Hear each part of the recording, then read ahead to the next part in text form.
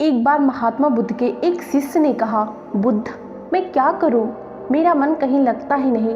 मैं मन को साधना चाहता हूं, मन को शांत करना चाहता हूं, मन को एकांत करना चाहता हूं, लेकिन मेरा मन है कि वो कहीं लगता ही नहीं, कभी शांत होता ही नहीं, हमेशा भटकता रहता है।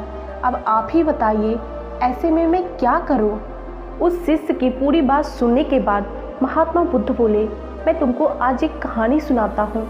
इस कहानी को पूरा सुनने के बाद तुम्हें तुम्हारे प्रश्नों के उत्तर मिल जाएंगे। बुद्ध बोले, एक बार एक गुरु अपने कुछ शिष्यों को ध्यान साधना सिखा रहे थे।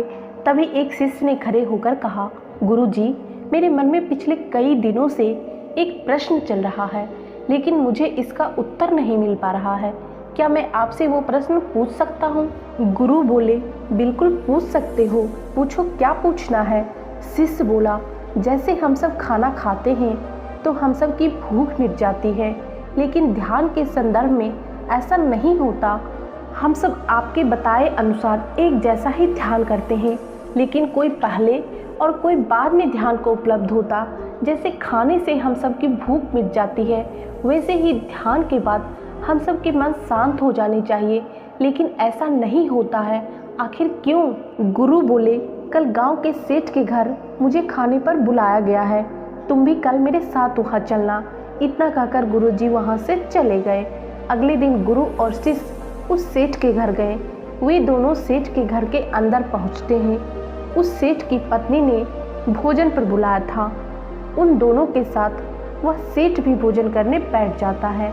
जैसे ही सेठ भोजन का पहला निवाला अपने मुंह के अंदर डालता है, भोजन की थाली को उठाकर फेंक देता है और अपने नौकर से कहता है, इतना बेकार खाना बनाया है, इसमें बिल्कुल भी स्वाद नहीं, जाओ जाकर मेरे लिए दूसरा भोजन बनाकर लाओ। इतना कहकर वह वहाँ से उठकर चला जाता है।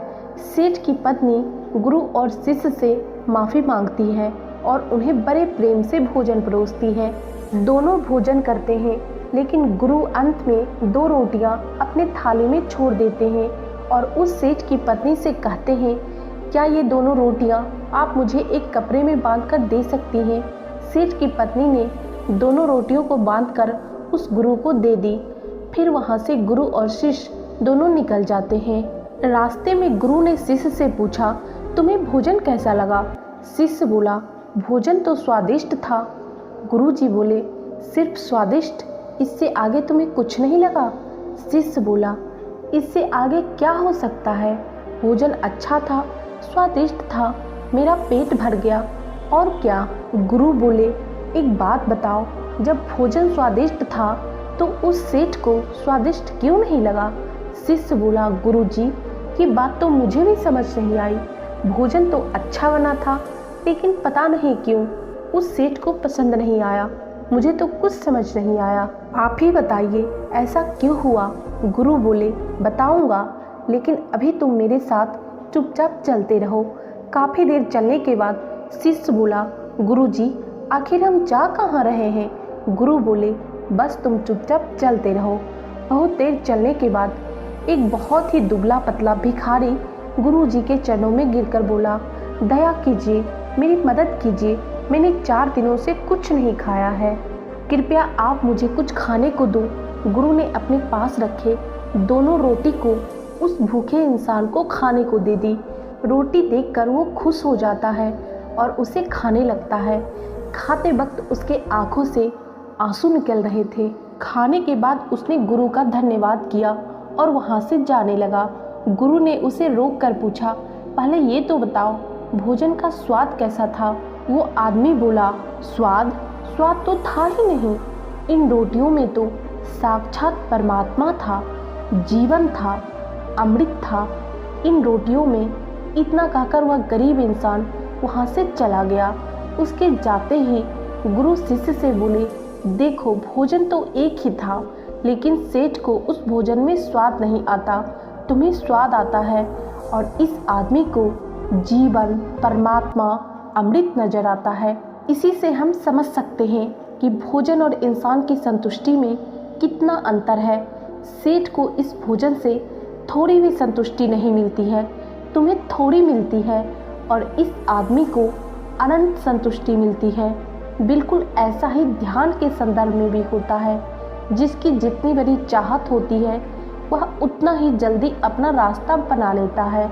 जिस इंसान में ध्यान के लिए जितनी बड़ी चाहत होती है वह उतनी ही जल्दी ध्यान की उस अनंत अवस्था को प्राप्त कर लेता है। वह शिष्य अपने गुरु की बात को समझ चुका था, उसे अपने प्रश्नों का उत्तर मिल चुका था।